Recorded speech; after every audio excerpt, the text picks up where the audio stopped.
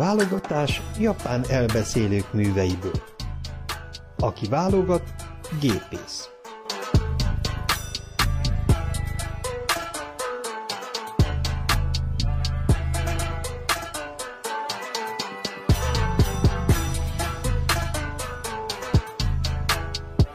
Tetoválás.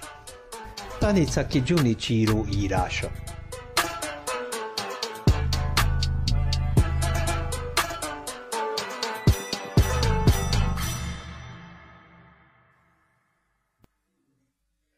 Valamikor, amikor a világ kereke még lassabban forgott, mint ma, szekerét nem hajszolták agyon, virágzott a léhaság nemes erénye is.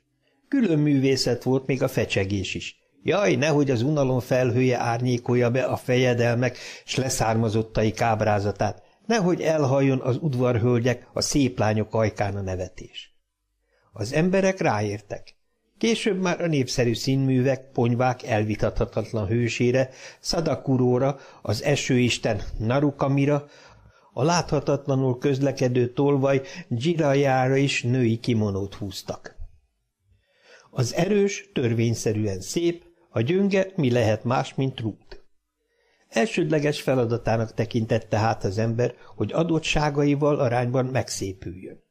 Mit volt mit tenni, megfestették saját Isten alkotta testüket.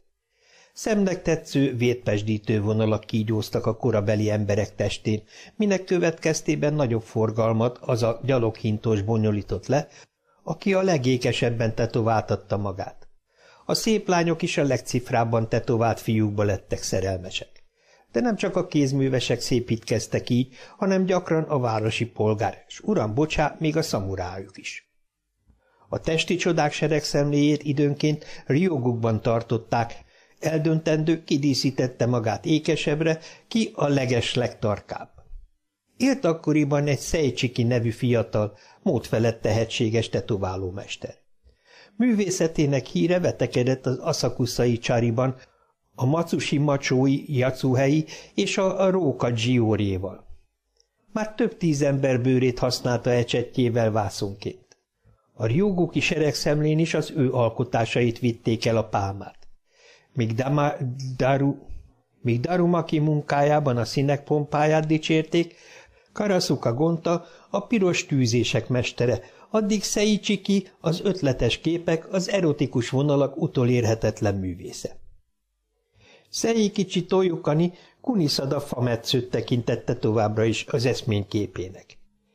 Seikichi fametszőnek készült, de azért, hogy időközben tetoválómesterré süllyedt, nem adta föl művészi önérzetét, megtartotta igényességét. Ama ritka alkotók közé tartozott, akik, ha nem kapnak megfelelő anyagot, nem dolgoznak. Nem vállalta semmi pénzért azoknak a rendelőknek a bőrét, akik külsejükkel nem nyerték meg tetszését. De a szerencsés megrendelő dolga sem volt irigylésre méltó. A munkadíj és egyéb költségek ügyében a művész eléggé önkényesnek bizonyult, és ehhez még hozzá kell számítani 1-2 hónap kiesést az életből, amit a tű okozta fájdalmak kiheverése jelentett. Titkos szenvedélyek, vágyak fűtötték ezt a fiatal mestert. A legmegtermettebb emberek is nyögtek a tűje alatt. Véres piros lobok pörsenései kísérték vonalait. A mester gyönyörűsége a jajgatásokra nőttön nőtt. Szívesen alkalmazta a vörös színeket, tudva, hogy a vörös befecskendezése okozza megrendelőjének a legnagyobb kínokat. S amikor az áldozat magán érzi egyetlen nap leforgása alatt kapott 5-600 tűzszúrást, hogy még színpompásabb legyen, forró kátfürdőt kell vennie. De ekkora már félholtan zuhan a mester lába elé, aki nem mulasztja el, alkalmasint megjegyezni. Azt hiszem, nagyon fájhat, de Edo gyermekének ezt igazán ki kell bírnia. Különben is, Tüm híres fájdalmasságáról. Mióta várta már, hogy egyszer életében találkozzon azzal az ideális női testtel, melyre egész lelkét rávésheti. Szigorú elképzelései voltak erről a nőről, mert nem elég, hogy arca, bőre szép legyen. Sokat forgolódott Edo város szépasszonyai körül, de követelményeinek megfelelő nőre nem lelt. Így vesztegetett el majdnem 4 esztendőt a keresésével. Még nem hagyott fel a reménnyel, ellenkezőleg egyre igényesebbé vált. Már negyedik esztendeje álmodozott erről a női anyagról, amikor egy este elsétált a Fukagawa negyedbeli Hirakijó vendéglő előtt. Egy gyaloghintóból hófehér női láb kandikált elő. Tapasztalt szeme a lábon is ugyanolyan biztonsággal fedezte fel a tökét, ahogy közönséges halandó az emberi arcból ítél. Gyönyörű női lábfej, megtestesült drágakő. Lankás hullámos vonal a Nagyújtól a Kisújhegyéig. Igen, ez foglalja keretbe az 5 finoman cizellált ujjat. A köröm színe egzotikus szigetpartján heverő kagylóé, a sarok az igaz gyöngy gömbölyűsége, s az az üde csillogó bőr. Akárha Sziklás-hegyű patak zuhogása frissíteni. Ez az a lábfej, mert férfi ember vérével táplálkozik, s mely egy tapodásával megsemmisíti a szívet. Már tudta, megtalálta azt az anyagot, amit keresett. De a gyaloghintó meglódult. Hiába szedte a lábát Szejkicsi, a hintónak nyoma veszett. Az elillant tünemény után a 4. esztendő múltával, az 5. év tavaszának öregedtével Fukagawai otthonában egyre epekedett. Egy alkalommal fogát vájkálva nézegette a bambusz ablakpárkány virágcselepeit, amikor megzörgették a kertajtót, s a kerítés alacsony bokrai közül előbukkant egy idegen lány. Ismerőse Gésa küldte. Úrnőm kéreti a mestert, hogy ennek a kabátnak a bélésére fessen valami mintát, s átnyújtotta az óra aranyszínű kendébe csomagolt holmit egy levél kíséretében. A levél a kabát tulajdonos óhajait tartalmazta megfelelő részletességgel. Kitért a kislány személyére is, kérve a mester szíves pártfogását új, a gésák sorába lépő tanítványa számára. Értem, motyogta. Te csak mostanában kerültél ide, és hosszan a gyereklányra bámult.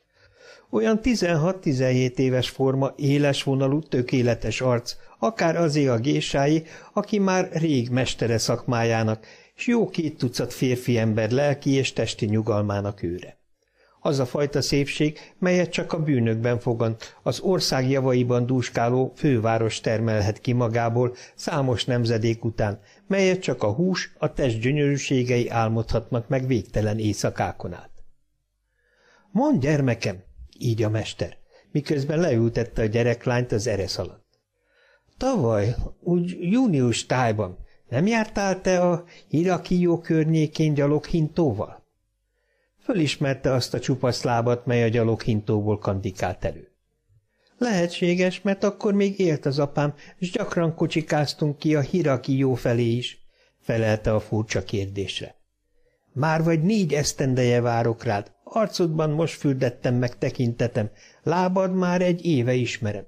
Gyere velem, mutatok neked valamit, beszélgessünk. A rémült gyereklány betegségelte a házba, fölmentek a lépcsőn, az ablakon át becsillogott az Okawa vize. Szejkicsi előszedett 2 képtekercset, az egyiket kigöngyölte. Festmény volt, a hajdan volt kínai Csó király Mohsi nevű feleségét ábrázolta. Aranykoronáján drága kövek, kalárisok. A korona súlya alatt roskadozó, kezében kelyhet tartó királyné páholya korlátján kihajolva nézi az udvarban folyó kivégzési szertartást. Pompás, kegyetlen asszony a királyné, s akit kivégeznek, robosztus, kemény férfi. Öles vasoszlophoz láncolva várja sorsa beteljesedését. Alakja igazi remekmű. A gyermek sokáig nézte a szörnyű képeket, míg szeme megnedvesedett, ajka reszketni kezdett. Arca, akár annak a királynénak az arca, ismert magára. Ez a te szíved, mondta megkönnyebbült vigyorral a mester, s mélyen a lány arcába nézett. Miért mutat nekem ilyen szörnyű képet? Lihegte a lány sápadtan. Mert te vagy ez az asszony, a te véred, az ő vére, s kiterítette a másik képet is. Címe az életelixír. Középütt egy cseresznyefának támaszkodó fiatal nő nézi a lábánál heverő sok-sok férfi hullát.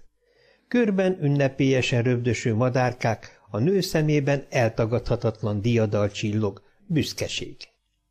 Mi ez? Csatatér csata után, vagy tavaszi memoárban úszó virágos kert? Ez a kép, magyarázta Szejkicsi, a jövődet ábrázolja. A férfiak, akik majdan érted pusztulnak el. Nagyon kérem, csavarja össze ezt a képet, Akár a megrontójától elfordult a képtől. Elesett, fogva-cogva tért magához. Kedves mester, be kell valamit vallanom. Jól láttam, nekem igazán olyan kegyetlen természetem van, mint annak a nőnek ott a képen.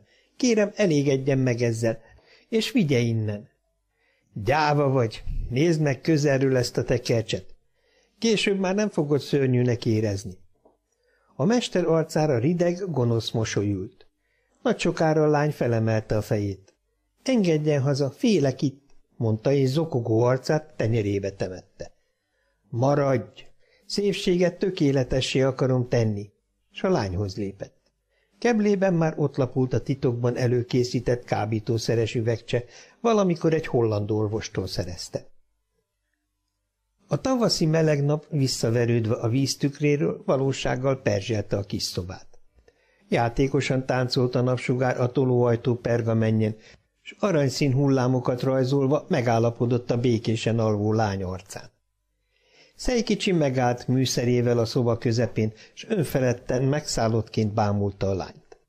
Öröme zavartalan volt. Úgy érezte, akár 10, akár 100 évig is elnézné ezt az arcot. Mindenképpen, gondolta, az ókorban Memphis népe az ég s a csillagföld dicsőségére és díszére hatalmas piramisokat, szfinxeket állított. Úgy ő, Szejkicsi mester, szerelmével festi meg a tiszta emberi bőrt. Lassan bal keze 3 ujja közé fogta az ecsetet, rátette a lány hátára, és az ecset szálai közé jobb kézzel beszúrta a tűt. Lelke átömlött a fekete tusba, a tus a bőrbe szívódott. A rizspálinkával kevert piros festék saját életmedve. Szeme előtt kibontakoztak önön lelkének színei. A verőfényes tavaszi nap délutánja is munkában találta a mestert. A lány még mélyen aludt. Keresték ugyan délelőtt, de letagadta. Már régen elment. Felkelt a hold, a folyó túlsó oldaláról, a szamurájházak felől öntötte ezüstös fényét az emeleti szobába, amikor még felénél sem járt a munkának. Gyakran kellett igazítania a mécslángon, puttán volt a festék is. Valahányszor a testbe szúrt, mintha saját szívét sebezte volna. A tű nyomán hatalmas pók képe bontakozott ki, és mire meghajnalodott, 8 pókláb ölelte a lány testét. Kintről behallatszott a révészek purjongatása, ahogy fehér vitorláikba fogták a hajnali szelet. Szakadozni kezdett az éjszakai pára, csillogni kezdtek a partmenti házacskák, mikor Szejkicsi lerakta a szerszámait. Figyelmesen nézte a pókot. Ez volt élete remek műve. Most, hogy befejezte, ismét üresnek érezte a szívét. Hosszú, néma mozdulatlanság. Aztán halk, reket hang áradt szét a falak mentén. Azért, hogy kiteljesítsem szépségedet, a lelkemdet adtam. Eladtam. Biztos lehetsz, hogy ebben az országban immár te vagy a legszebb. Félelmet többé nem ismersz. Aki csak férfi, kész a te életelixíreddé lenni. Talán meghallotta a lány, mert éles nyögéssel mozdult. Lassan magához tért. Valahányat lélegzett, mindannyiszor megremegtek a pók lábai. Tudom, hogy szenvedsz, folytogat a pók. A lány résnyire nyílt szemének üres tekintete egyre tágult, és mint a fölkúszó hold, bevilágította Szejkicsi arcát. Kedves mester, mutassa meg nekem, amit festett. Valóban megszépültem volna azáltal, hogy föltette rám az életét? Még narkózisból beszélt, de a szavai alján már erő lappangott. Várj türelemmel, fürdőt kell venned, fájni fog, de nem tart már soká, suttogott Szejkicsi részvéttel a lány fülébe. Ha ez megszépít, ki fogom bírni, s fájdalom torzította arcára mosolyt erőltetett. Jaj, hogy fáj, nyöszörgött a lány, miközben agyonszurkált testét törölgette. Mester, hagyjon itt, kérem, nem élhetem túl, hogy egy férfi előtt ilyen gyöngének mutassam magam, és ellökte magától Szejkicsi kezét. A kőre zuhant, arcába holt zilált, hosszú fekete haja. Mögötte a tükörben fehéren világított 2 fehér talpa. Szejkicsit meglepte a lány megváltozott viselkedése, de ellenvetés nélkül ment a szobájába. Aztán utána ment a lány. Még nedvesen csillogó haja szabadon verdeste a vállát. Már nem érzett fájdalmat. Ünnepélyesen neki támaszkodott az ablakkorlátnak, és elmerülten nézte a páráseget. Szejkicsi odalépett hozzá, kezében az egyik tekerccsel. Ezt a tekercset neked ajándékozom munkám fejében. Menj haza! Mester, gyávaságom megszűnt. Azt hiszem, te vagy az első áldozatom. Szeme úgy vágott, mint a kard. Szívében diadal trónolt. Mielőtt elhagynál, mutasd meg még egyszer művem. A lány némán bólintott, s vetkőzni kezdett. A reggeli napfényben csillogott a háta.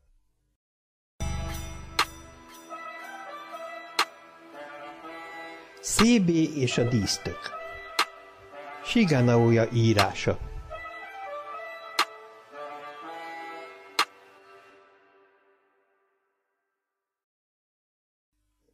Ez a történet egy CB nevű kisfiúról és egy dísztökről szól. Hol van már az a bizonyos dísztök? A kisfiú idővel újabb szenvedélyre lett. Most ugyanolyan odaadással rajzol, mint amilyen szeretettel valaha a dísztökkel játszott.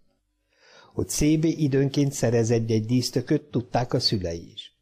Már vagy 10 darabja van, és egyik sem kerül 15 centnél többen. Egymaga kanyarította ki a tök kalapját, vájta a belét. Ugyanakkor a dugót faragott rá, mint a növény nyaka. Amint elkészült a kis kulacs, még mérhetetlen sok tennivaló volt vele. Először is a tejatanninjával el kellett távolítani belőle a kellemetlen szagot. Azután mindig összegyűjtötte az apja pálinkás pohara fenekén maradt szakécsöppeket, hogy a kis dísztököket azzal csiszolhassa, fényesíthesse fáradhatatlanul. Röviden szólva, igazi szenvedély tartotta hatalmában.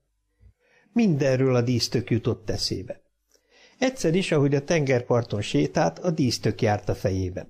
Aztán fölfigyelt valamire, amitől majdnem földbe gyökerezett a lába. Azt hitte, gyönyörű, ritka dísztökre lelt. A valóságban pedig egy öregember kopasz feje bukkant elő az egymás mellett sorakozó strandbódék közül.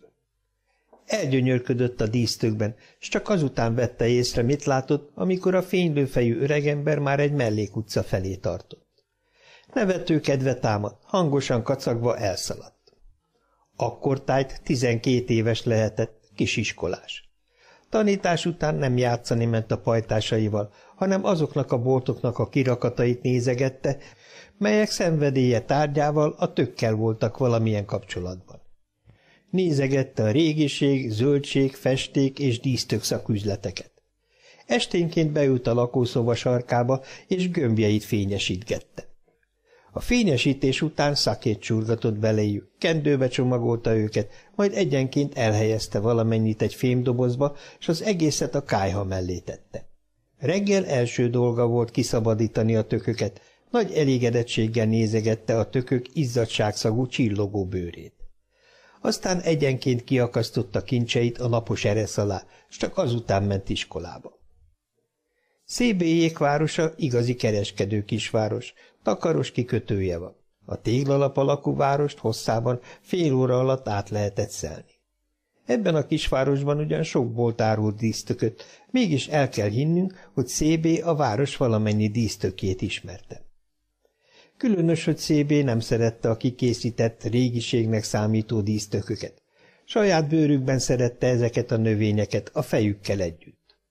Az ő darabjai mind-mind igen közönséges alakúak, nem keresett különleges, érdekes formákat. Hiába gyerek még, mondta egyszer apjának az ügyletfele. Csak a közönséges formákat szereti. Az ácsmester szemrehányóan fiára nézett, aki ott volt mellettük, s elmerülten csiszolgatta, fényesítette tökjeit. Egy tagnyosnak semmi szüksége ilyen szórakozásra. Fiacskám, szólt a vendég, mi volna, ha érdekesebb darabokat kezdenél gyűjteni? Nekem ezek az érdekesek, válaszolta kurtán CB, anélkül, hogy a tökről beszélgető felnőttekre nézett volna. Az ács sóhajtani kezdett. Az a Bakin-féle darab, amit a tavaszi tárlaton láttam, igazán gyönyörű volt. Még én sem láttam olyan óriási dísztököt, helyeselt a vendég. És milyen hosszúkás! CB félfüllel a beszélgetésre figyelt, majd magában nevetni kezdett. Igen, ő is látta azt a tököt, Bákint ugyan nem ismerte, de azt a dísztököt nem találta különösen szépnek. Nekem egyáltalán nem tetszett, szólt bele a beszélgetésbe. Különben sem fontos, hogy a tök nagy legyen. Mi? Befogd a szádtaknyos, mikor nem is értesz hozzá? Ordította az apja. Szébé nem válaszolt. Egy napon a városka mellékutcáit róta, újabb tökök után kutatott. Egy öregasszony gyümölcsöt árult a háza előtt. Mögötte az ablak farácsára akasztva talán 20 darab tök is lógott. Kérlelni kezdte az öregasszonyt. Kedves néni, hadd nézzem meg ezeket a tököket. Egyenként megvizsgálta valamennyit. Megpillantott egyet. Első pillantásra közönséges és kicsi volt, de Szébének a bolondulásig tetszett. Zakatoló szívvel kérdezte. Ezért mennyit kérne? Hát, mennyit kérjek? Te kisfiú vagy, talán már 10 szenér is megkaphatnád. Jól van, kedves néni, de ígérje meg, hogy senkinek nem adja el. Igazán megígéri? Mindjárt hozom a pénzt. Közben ugye nem adja el senkinek? Kérlelte még az öregasszonyt, aztán hazaszaladt. Nem sokára már futott is lihegve, és megvette a tököt. Attól a naptól kezdve legfőbb gyönyörűsége ez a darab lett. Egyetlen pillanatra sem tudott megválni tőle. A tök iránt érzett vonzalma napról napra fokozódott, annyira, hogy már az iskolába is magával vitte. Óra közben elcsípte az osztályfőnöke, amint kincsét a pad alatt nézegette, csiszolgatta. Ez a tanító idegen vidékről jött, és mint minden idegen, ő sem szerette a vidék hagyományos tök kultuszát. S mi több, ez az ember odaadó tisztelettel csüngött a szamuráj hagyományokon. A híres Kumoemon és társulata szamuráj témájú darabjával érkezett a városba, 3 egymás utáni estén is képes volt megnézni ugyanazt a művet. És abban a színházban, mely előtt különben soha még lépés sem lassított. Érthető hát iszonyú felháborodása Szébé vásottsága miatt. Megmondta a fiúcskának, kötve hiszi, hogy belőle valaha is embert faraghatnak. Magát a dísztököt természetesen elkobozta. Szébének még sírni sem volt ereje. Mint szélütött kuporgott otthon a faszenes kályha mellett. Egyszer csak benyitott az osztályfőnök. A fiú apját kereste. Az ács nem volt otthon, így Szébé anyjára támadt. Kijelentette, a családot terheli a felelősség, hogy a gyerek ilyen haszontalansággal foglalkozik. Az asszony, amennyire csak tudta, összehúzta magát, és mindenre bólogatott. Szébé most igazán rettegett a felbőszült tanítótól. Elsápadt, reszketni kezdett a műkincseiért, melyek a tanító háta mögött az oszlopon lógtak. Attól tartott, észreveszi a dühöngő tanító. Amikor az osztályfőnöke elment, valósággal fellélegzett. Nem vette észre műkincseit. Anyja sírt, később keserű szidalmakkal illette. Hazament az apja is, s megtudta a történteket. Szébének esett, ütötte, ahol csak érte. Ő is úgy vélekedett, nem hiszi, hogy ebből a fiúból valaha is embert lehessen faragni.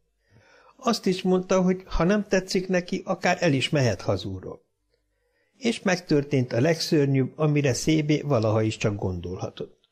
Az ács tekintete véletlenül a dísztökökre esett. Elővette szekercéjét, s egyenként összetörte Szébé kincseit. Szébé halálsápadt volt és néma. Az osztályfőnök pedig fogta a legszebbiket, a Szébétől elkobzott dísztököt, s mint valami undorító holmit az iskola szolgára bízta, hogy vesse a szemétre. De a szolga, anélkül, hogy különös elképzelései lettek volna a dísztárgyról, nem dobta el, hanem hazavitte, felakasztotta saját nyomorúságos füstös szobájában. Így múlt el 2 hónap, mikor a szolga pénzhíján a feje fölött lógó dísztök kulacsra gondolt. Nem várt ugyan sokat a dísztöktől, de mégis meg akarta próbálni, hát ha kap érte valamit. Elvitte egy régiségkereskedőnek. Nézegette, forgatta, tapogatta a kereskedő. Közömbös arckifejezést töltött, és visszaadta a dísztököt az iskola szolgának. Hát, ha eladja, nem sajnálnék őrte 5 jent. A szolga elcsodálkozott. Okos ember lévén közömbösen kijelentette, 5 jenért senki nem válna meg egy ilyen tárgytól. A kereskedő már a dupláját ígérte, 10 jent, de a ravasz iskola szolga nem hagyta magát. Végül is 50 jenben egyeztek meg. Ez több volt, mint 4 havi fizetése. Boldog volt a szolga, de boldogságát nem fecsegte ki.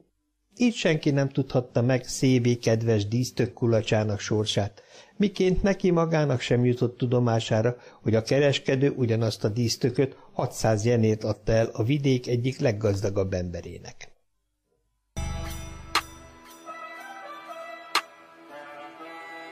10 éjszaka, 10 álma. Nakume Soseki írása.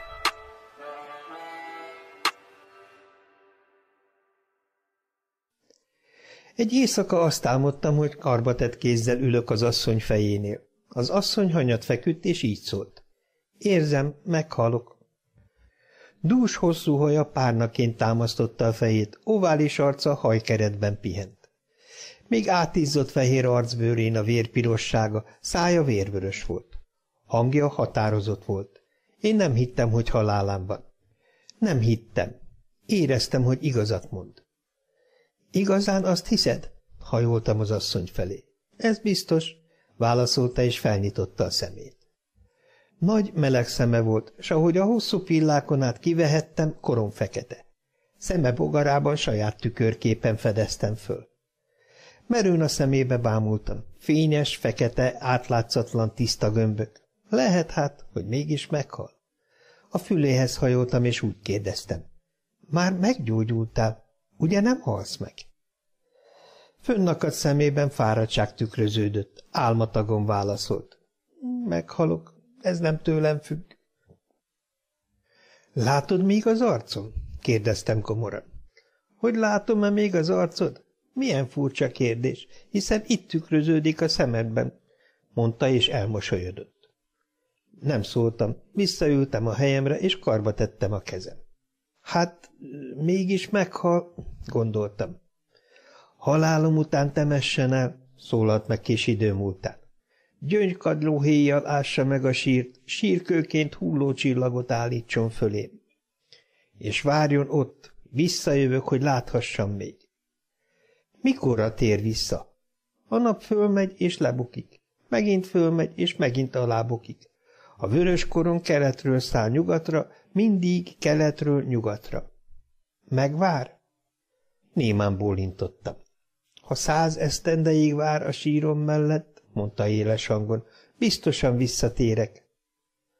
Ebben a pillanatban tükörképem elhomályosult a szembogarán. Vonásaim úgy mosodtak el, mint mikor csendes tó fölé hajolva nézem magam, s a víz hirtelen háborogni kezd. Lezárta szemét, néhány könycsepp, és az asszony már halott volt. Kimentem a kertbe, és gyöngykagylót kerestem, hogy megássam a sírt. A kagyló éle vidáman hasított a földbe. Akányszor a földbe vágtam, mindannyiszor megcsillant gyöngyházán a hold fénye. A föld párolgott, párája megcsapta az arcom. Megástam a gödröt, aztán belé eresztettem az asszonyt. Elmerülten szóltam rá a földet a kagylóval, ahányszor emeltem, annyiszor csillant meg gyöngyházán a hold fénye. A hulló csillagot is megtaláltam, s a sírdombra helyeztem. A csillag kerek volt. Arra gondoltam, hogy az űrben vált kerekké, míg földet ért. Az idők folyamán koptak le sarkai. De még most is meleg volt, és még helyre tettem a sírra, mintha engem is melegített volna. Karbatett kézzel leültem a mohára. Néztem a sírt, és azon töprengtem, mi lesz velem teljes 100 éven át. Nem sokára felbukkant a nap keletről, ahogy az asszony is mondta. Hatalmas vörös korong. Alábukott nyugatra, ahogy az asszony is mondta. Piros köntösében sietett lefelé. Eltelt egy nap, szóltam. Keletről ismét felbukkant a piros korong, és alámerült. Eltelt 2 nap, szóltam. És így számoltam tovább. Nem tudom már, hogy hányszor pillantottam meg a vörös korongot. Számlálatlan vörös korong szállt át a fejem fölött kelettől nyugatig. De 100 év mégsem telhetett el. Egyre néztem a mohos hullócsillagot, miközben azt mondogattam, hogy a 100. esztendő soha nem is jön el. Egyszer csak egy kék virágbimbó hajtott ki a sírkő alól, és felém hajolt. Amikor már egészen közel volt hozzám, mintha megállt volna a növekedésben. A kocsánya utolsót lengett a szélben, aztán a szár végén kipattant a bimbó. A fiatal virág áthatoló lilium illatot árasztott, az illat betöltötte a fejem. Ekkor a magasból egy vízcsöpp hullott alá, pontosan a virágra, és a szirmok megborzongtak. Én a virág fölé hajoltam, és megcsókoltam a hatalmas kelyhet. Amikor felpillantottam a magas égre, láttam az esthajnal csillagot. Egymagában tündökölt. Megértettem, hogy itt járt, és akkor telt le a 100 esztendő. Második nevezetes álmom egy pap szobájába vitt. Úgy kezdődött, hogy éppen elhagytam a celláját, és a folyosóról a szobámba léptem. Bent egy pislogó mécsest pillantottam meg. Letérdeltem, igazítottam a kanócon, mire a mécs kialudt. A bél pörkölt maradéka, mint alélt virág, a pirosra lakkozott állványra hult. Hirtelen hatalmas világosság ragyogta be a szobát. A tolóajtón egy buszon festmény szomorú füzei rajzolódtak ki, hol feketében, hol alig észrevehetően. A képen egy halászballag fázósan a töltésen. Szemben a képpel a falon is buszon tekercs. Egy távolabbi sarokban tömjén illatozott. Csönd ülte meg a szobát, a mennyezetről alácsüngő lámpion árnyéka, mintha életre kelt volna. Féltérdre ereszkedve bal kezemmel föltéptem ülőpárnám sarkát, és jobb kezemmel kitapogattam, amit kerestem. Megtaláltam. Visszahajtottam a párnát, és ráültem. Ekkor megszólalt a pap. Te lovag vagy, márpedig ha az vagy, akkor Buddha személyesen megnyilatkozik neked. Mivel mindeddig még nem nyilatkozott meg, így lovag voltod erősen kétséges, és az emberek közt leghátul a helyed. Ha lázadni mersz szavaim ellen, bizonyítsd be, hogy Buddha megvilágosította elmédet. Fejezte be a pap, és elfordult. Tudtam, hogy mire a szomszédos terem órája a következő órát üti, addigra Buddha megnyilatkozik. És ha ez mind bizonyíték meg lesz, utána megyek a papnak egészen a szobájába, és megszerzett bizonyítékom díjaképpen a fejét követelem. De ha mégsem tudnám bizonyítani lovagvoltomat, nem kérhetem az életét, hisz én lovag vagyok. Ha nem sikerül magam tisztára mosnom, önkezemmel vetek véget életemnek, mert egy lovag nem élhet becstelenségben. Idáig jutva gondolataimban önkéntelenül visszanyúltam az ülőpárna alá. Előhúztam a tőr piros tokját, aztán markolatánál fogva kirántottam a pengét. Éle villogott a sötét templomban, s éreztem, iszonyú erők szabadulnak föl kezem nyomán, hogy a tőr hegyén összpontosuljanak. Láttam, hogyan vékonyodik, élesedik, válik tűhegyessé a penge vége. Egészen addig néztem, míg meg nem született bennem a vágy. Szúrni, ölni vele. A vérem is jobban kezembe szállt, s ettől a markolat kicsúszott a kezemből. Szájam reszketni kezdett. Visszacsúsztattam tokjába a tört, és magam mellé tettem. Aztán úgy helyezkedtem, ahogy írva van.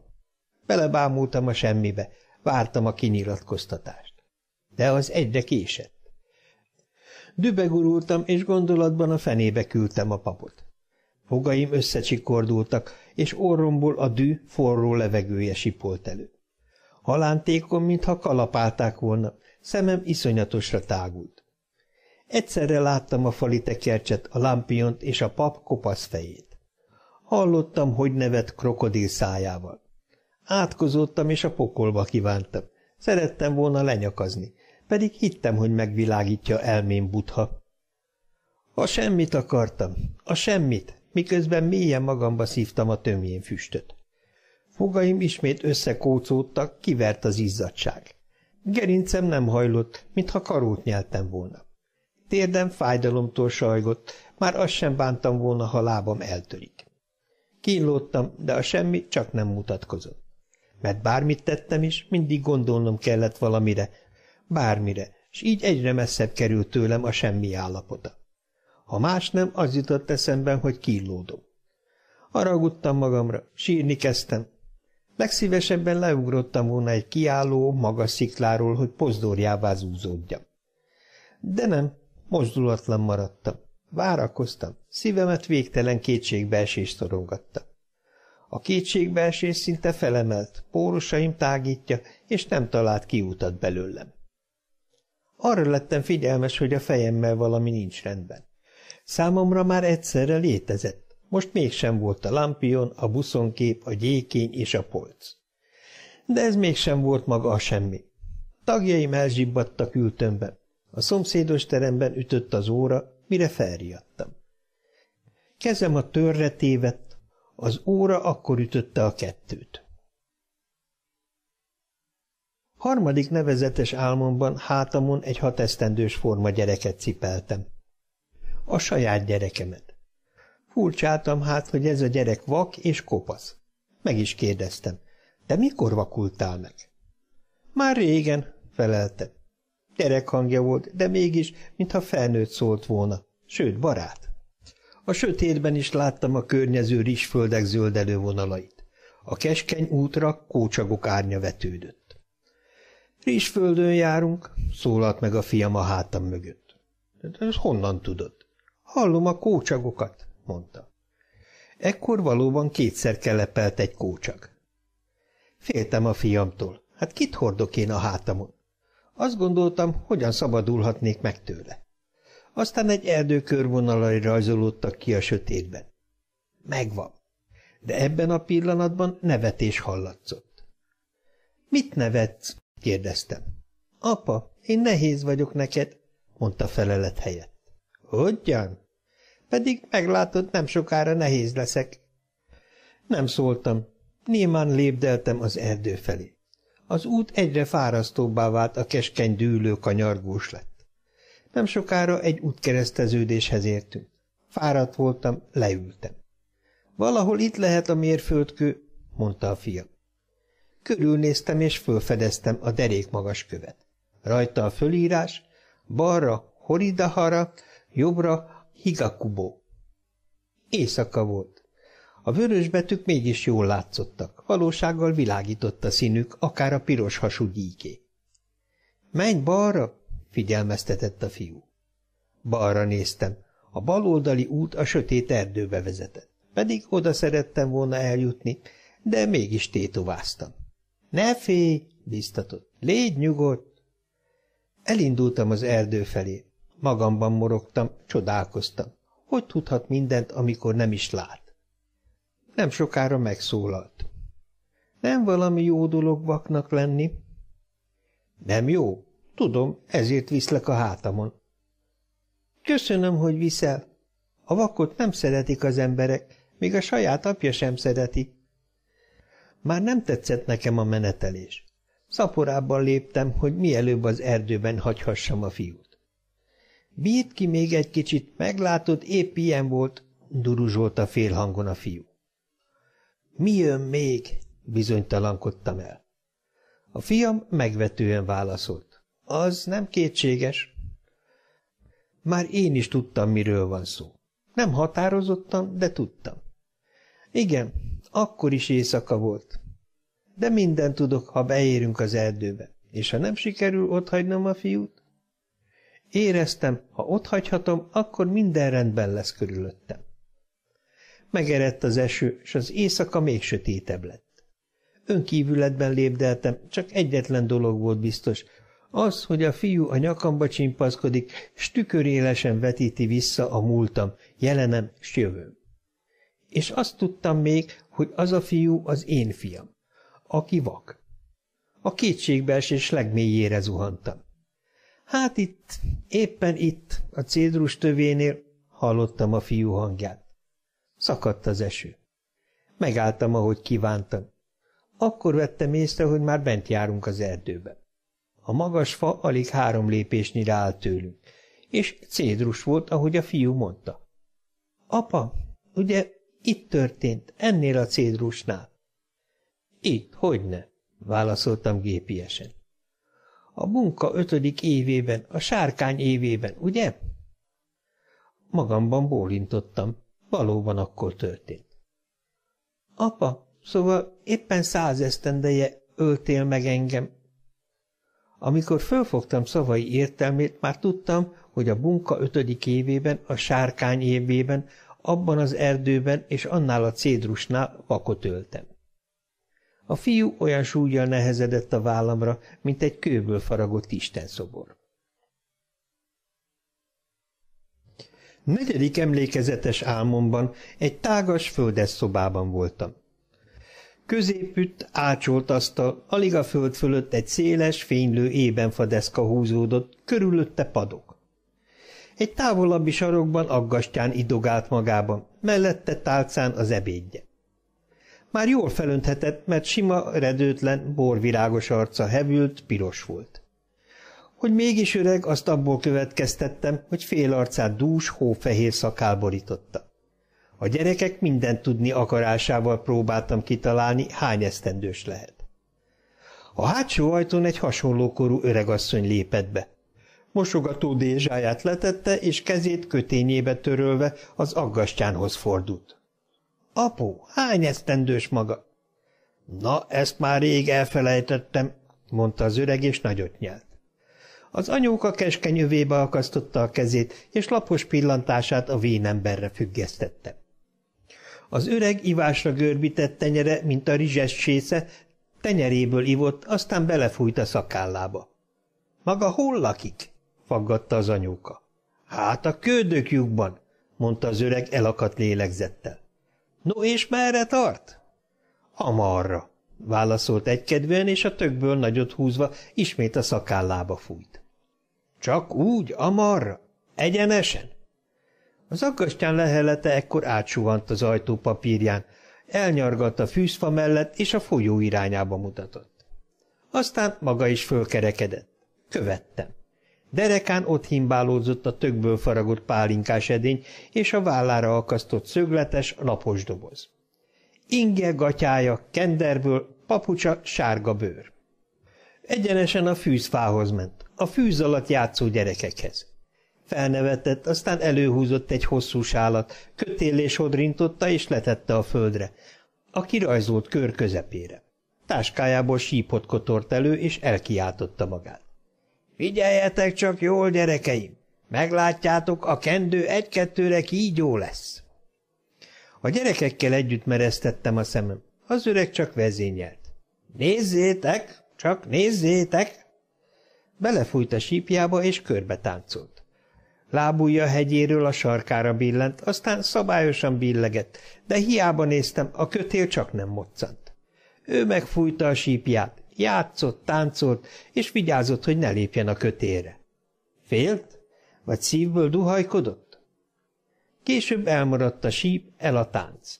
Két ujjal fölcsípta a kendőt, és a dobozba eresztette. – Nézzétek csak! – lelkendezett. – A dobozban kígyó lesz, majd meglátjátok!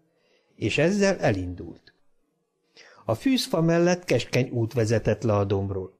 Nyomában lépkedtem, mert nagyon szerettem volna látni a kígyót, de az öreg egyre csak morgott magában. Az lesz hát, kígyó! Aztán énekelni kezdett.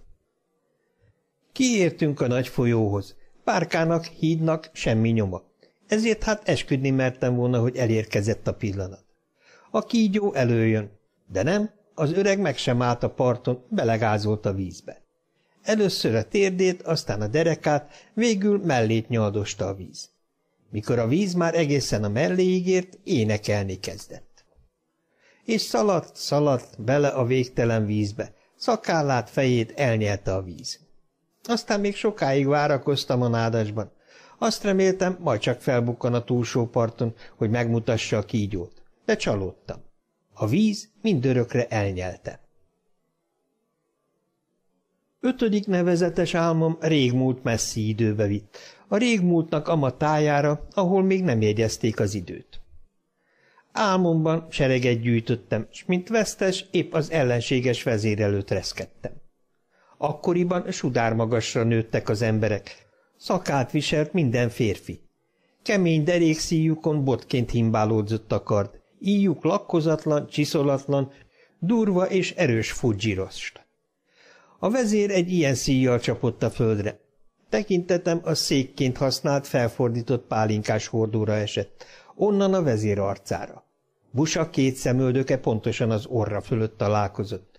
Borotva pengéről akkoriban még nemigen beszélhettek az emberek. Fogoly voltam, tehát nem ülhettem másra, csak a fűre, törökülésben. Rizsszalmából font cipőt viseltem, ahogy akkortájt mindenki ilyen hosszú szárú lábbeliben járt. Éppen térdig ért a szára. Valahogy úgy látszott, hogy a szár legfelső araszán fonatlanul visszahajtott szalmaszálak libegtek, lobogtak, ha éppen viselték. Szóval még dísze is volt. A tábortűz fényénél arcomba nézett a vezér, és választás elé állított. Válasszak. Az életet vagy halált választom. Akkoriban ugyanis megkérdezték az elfogott vezért, ha az életet választotta, akkor föladta a harcot, s ha a halált, akkor folytatni kívánta. Én a halált választottam. Kihúzta fűre dobott okjából a kardot. A szél föltámadt, és élezgette a tüzet, amely a kard mellett parázslott. Szemlesütve szóltam. Várj még! A vezér visszatette kardját. Akkoriban már ismerték az emberek a gyöngétséget. Úgy szerettem volna legalább az asszonyomtól elbúcsúzni. A vezér megígérte, hogy vár hajnalig, a hajnali kakasszóig. Addig kellett tehát a feleségemet értesíteni, aztán már késő lett volna. A vezér csak ült a hordón és bámulta a tüzet, én a fűben várakoztam. Egyre múlt az idő, ropogott a tűz, recsegtek az elszenesedett rönkök. A lángok a vezér felé csapdostak, láttam, hogy villog a tekintete. Valaki időnként a tűzhöz lépett és vetett rá néhány ágat. Ilyenkor újult erővel fellángolt. A rőzseropogás szinte verte a sötétség falát. Ekkor az asszony eloldotta a fához kikötött magas, fehér ményt, háromszor végig simított a sörényén, és a ló hátán termett. Nyereg nélkül szőrén ülte meg. Csupasz fehér lábával sarkantyúzta meg az állatot, és nyílegyenesen vágtatni kezdett. Újra tehettek a tűzre, mert az eget fény ragyogta be. Az állat a fény irányába vette útját. Vágtat, és orjukából 2 tűzoszlop süvít elő. Az asszonynak a szeme serebben, csupasz lábával sarkantyúzza az állatot. Vágtat, dobogása, mintha az égből hallatszana. Lobog az asszony haja, akár zászló a viharban, de a tűz még messze van. A sötét út felől kakasszó hallatszott. Az asszony megrántotta a kantárt, már-már lezuhant, de az állat az utolsó pillanatban a mellső lábával megkapaszkodott a sziklában. És ebben a pillanatban másodszor harsant a kakasszó. Az asszony felsikoltott döbbenetében és lazított a kantáron. Az állat elesett, lovasa a földre zuhant. Feneketlen szakadék tátongott a szikla mellett. A sziklából nem maradt más, csak a ló patkójának kőbe vágott lenyomata. Aki pedig a hajnali kakasszó után kúrjantott, nem volt más, mint Amano-jaku, a japán néphit szerinti gonosz szellem. Amíg az a szikla őrzi a patkó nyomát, addig Amano-jaku nekem csak ellenségem lehet.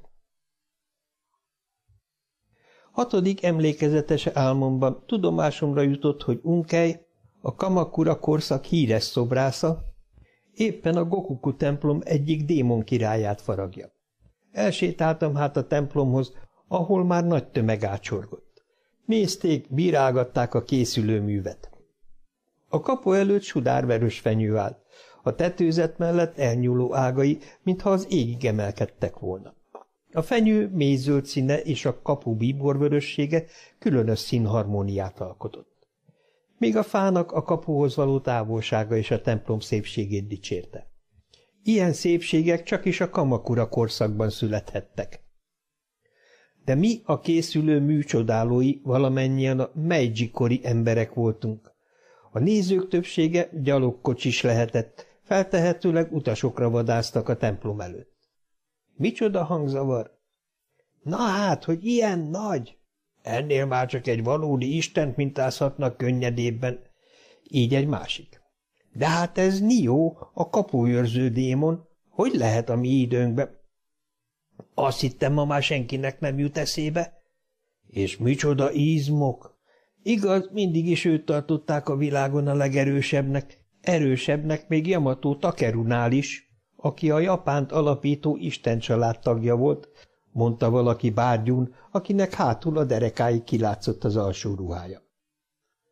De Unkei nem törődött az ilyen és hasonló megjegyzésekkel. Kalapácsa fáradhatatlanul dolgozott. Állványán akkor éppen a démon nyakát faragta. Kicsi sapkát viselt, szokatlan bő kimonó ujját hátra kötötte, hogy ne zavarja a munkában. Régies külsejével is kivált a körülötte ácsorgó kocsisok gyűrűjéből. Hogyan lehetséges, hogy még most is él a híres szobrász? Töprengtem magamban. Földbe gyökerezett lábbal bámultam, de Unkeit ezt nem zavarta. Elmerülten dolgozott. Mellettem egy fiatalember elismerő tekintettel nézte a szobrászt, és megszólalt. Hát ez az Unkei mester, se lát, se hal, mintha a világon csak ketten volnának, ő és Nio. Hogy hírük soha ne felejtsék. Tetszettek az elismerő szavak, feléje fordultam. A fiatalember folytatta. Nézze csak, hogy mozog a vésője, milyen szaporán ver a kalapácsával. Mesterségében a szabadság isteni fokáig jutott. Unkei befejezte a szemöldököt. A véső néhány pillanatra az arc közepén időzött, aztán továbbugrott, és hangjára, mint egy feleletkép, éles forgács hasított a levegőbe, és kész volt a duzzadt cimpájú, haragos orr. Határozott mozdulatokkal dolgozott, sehol tétovázás, habozás. Mintha oda se nézne, csodálkoztam. És mégis minden olyan a keze alatt, amilyennek szeretné. A szemöldök, az orr. Nem ő az, aki farag, mondta a fiatalember. A szemöldök, az orr, minden benne rejlik a fában. Készen. Neki csak el kell távolítani a vésőjével, kalapácsával, ami fölösleges. Ezért dolgozik olyan biztosan, mintha csak egy követ ásna ki, és így soha nem is tévedhet a mester. Úgy éreztem, helyesen beszélt. A szobrászat lényegét fogalmazta meg.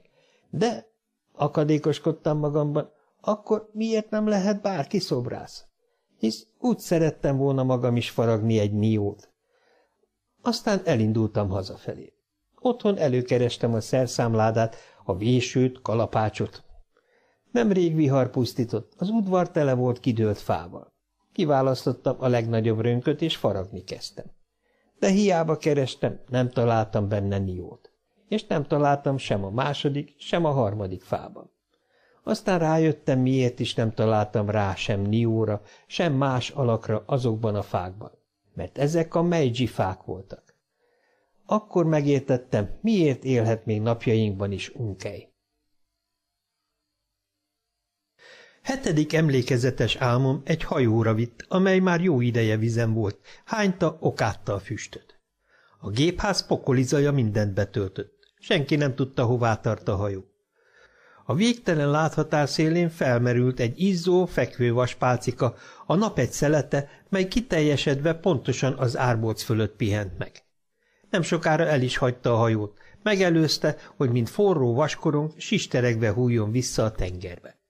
És ez a bíborjáték számtalanszor ismétlődik. A hajó rettenetes zajjal igyekszik utolérni a napot. Egyszer meg is kérdeztem egy matrózt. Mondja, nem nyugat felé tartunk? A matróz értelmetlen arccal bámult. Miért? Hát, hogy a hajó mindig üldözi a napot. Nem is válaszolt. Nagyot nevetett, és továbbált. Talán az éneklőkhöz ment. Ezt énekelték. Elszáll a nap nyugatra, s keleten kél, igaz-e? Feljön a nap keleten, s nyugaton hál, igaz-e? Elringatna a hajó az evező párnámon, szállj, hajó, szállj! A hajó órig követtem a matrózt, ahol sokan dolgoztak. Olyan bizonytalanul éreztem magam, senki nem tudta, mikor érünk szárazföldet, senki nem tudta, hová tartunk. Egyetlen biztos dolgot tudtam, azt, hogy a hajó okádja a sűrű füstöt, no meg, hogy széles hullámok ringatnak a végtelen kékes lilaságban. A hajótest mellett fehéren habzott a víz, kétségbe esetten törtem a fejem a vízbefúlás módozatain. A fedélzet zsúfolt volt, az emberek többségét külföldinek néztem, mintha minden utas más-más világtájról jött volna. Egy borús napon sokat hánykolódtunk, egy asszony a korlátra támaszkodva sírdogált.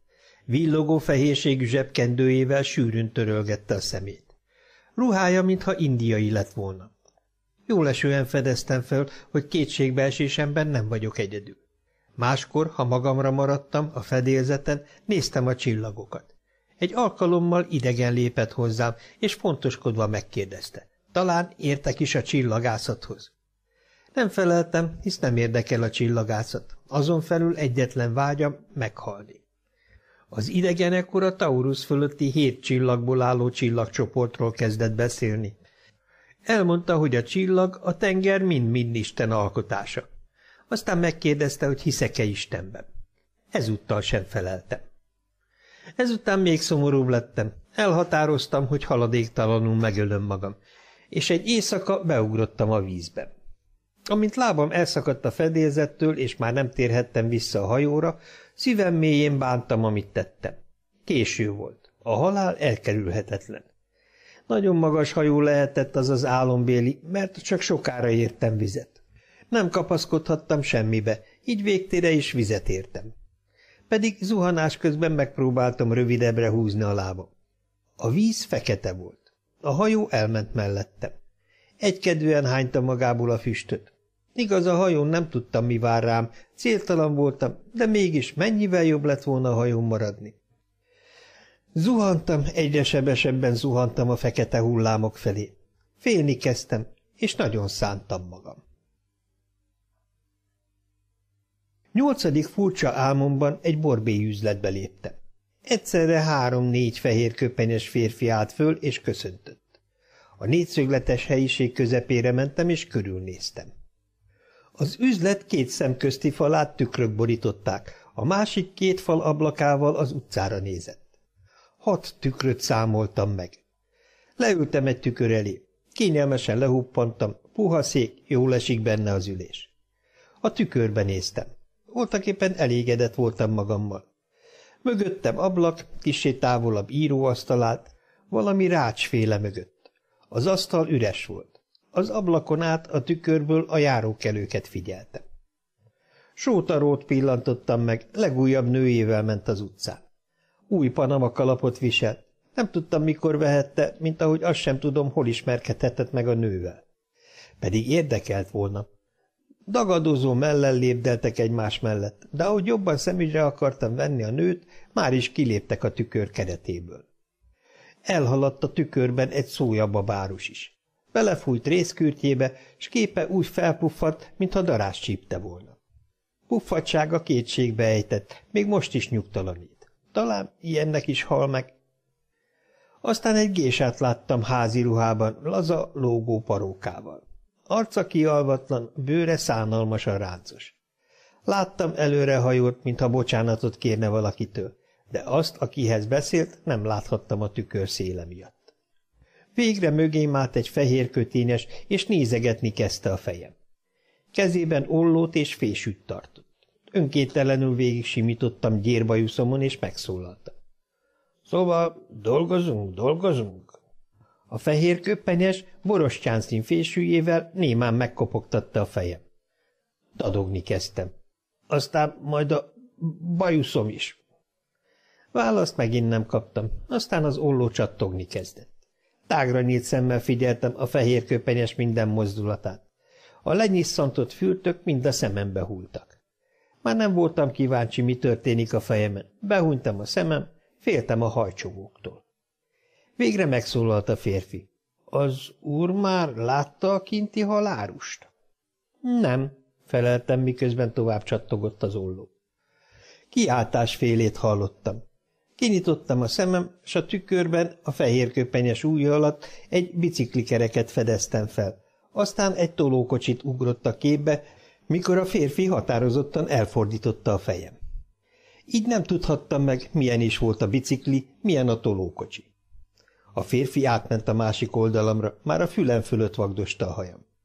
A hajcsomók ezúttal nem fenyegettek, nyitva tarthattam a szemem.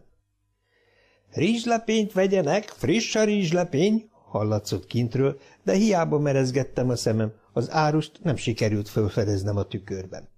Még azt is hallottam, hogy gyúrja, veri a tésztát a szakajtóban. Lepénykészítőt utoljára kisgyermekkoromban láttam. Árgus szemmel bámultam a tükörbe, a farács mögött megpillantottam a pénztárosnőt. Sötétbőrű, dús szemöldökű, nagy darab nő volt. Térden állva papírpénzt számolt. 10 jenesek voltak. Milyen gyorsan számolt? Számolt szakadatlan, pedig összesen nem lehetett több, mint 1000. Mikor lesz már vége? Sóhajtottam. Dermedten sétáltattam tekintetem az asszonyról a pénzre és vissza.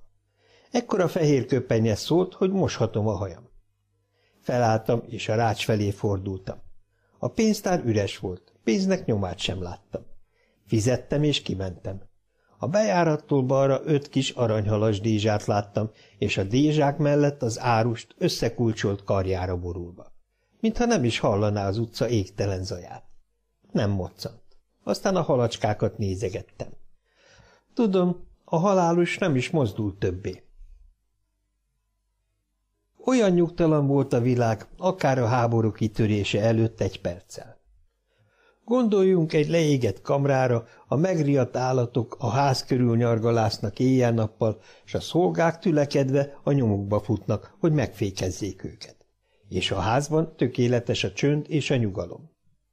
Ebben a házban fiatalasszony élt 3 éves fiával.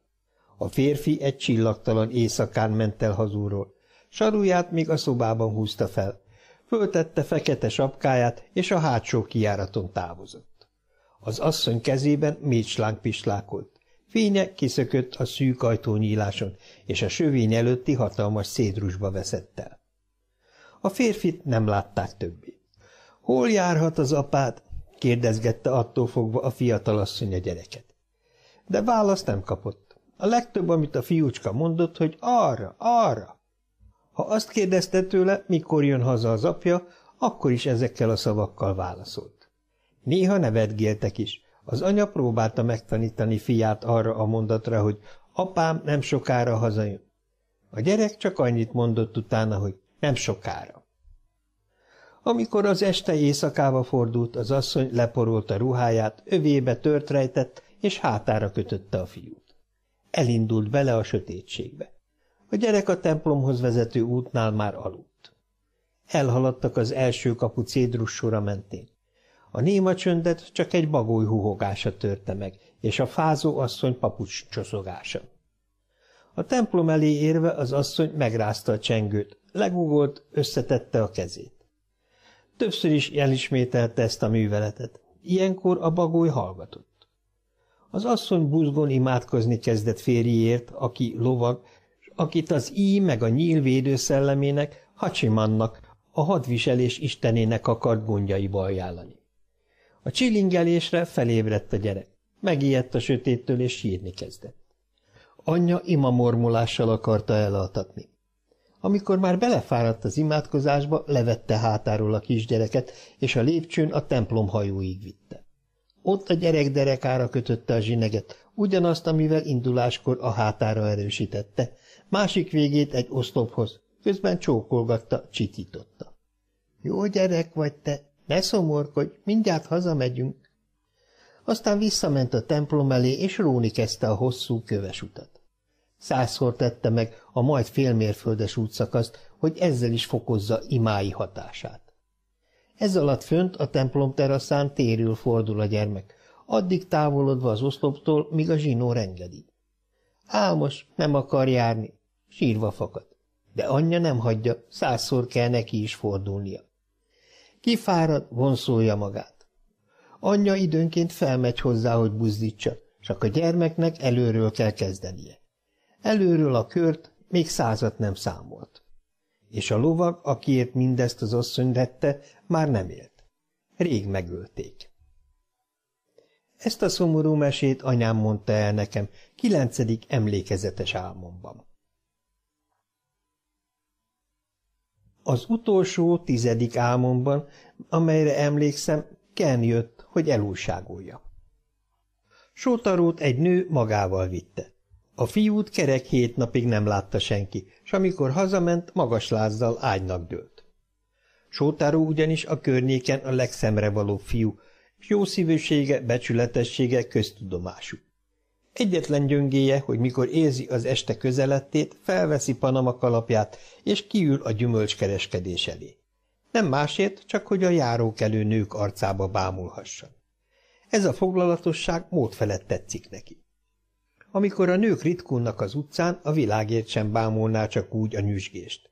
Inkább a különféle gyümölcsöket szemléli. Van ott alma, körte, őszi barack, banán és mi egymás. Az első 2 sort kosaras gyümölcs tölti ki, ajándékba valók. Szép, fonott kosarak, gondosan megrakva. Sótáró szerint a világ leggyönyörűségesebb foglalkozása a gyümölcsárusé. Mert ha tegyük föl, nem gyümölcsöt árulna, nem viselhetne Panama kalapot, és nem volna ennyi ráérő ideje. Ha akad valaki, akivel szóba elegyedhet, akkor hosszú előadásokat tart a különböző gyümölcsfajták értékéről. A színükről tudja a legtöbbet mondani, pedig ő gyümölcsért soha egyetlen vasat sem adott ki. És hogy szeretett beszélni?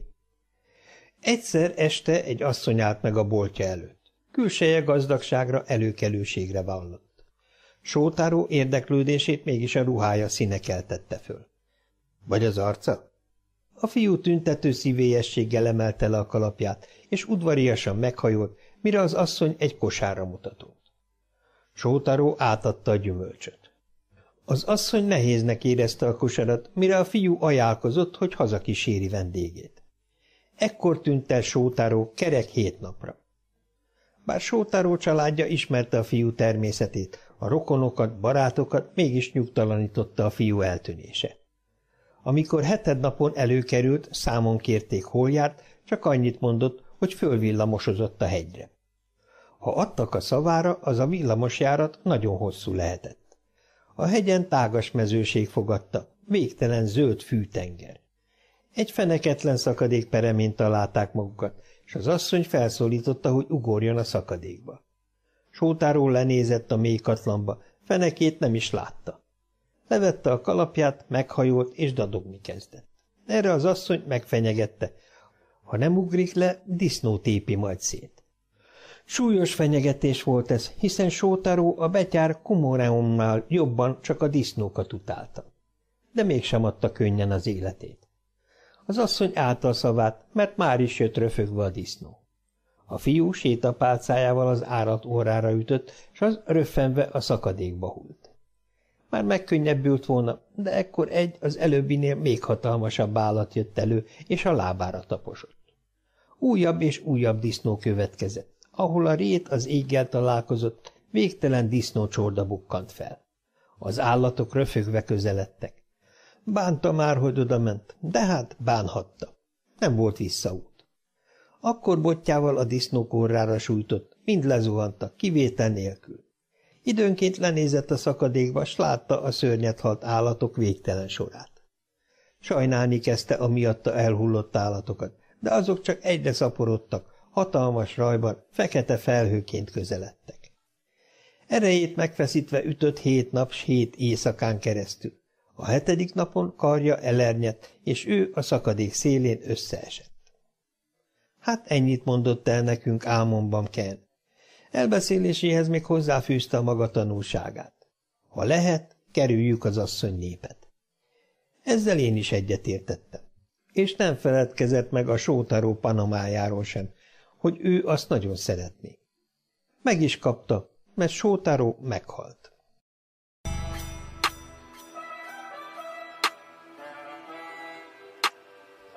Aki menti az öngyilkost. Kikuchi Kán írása.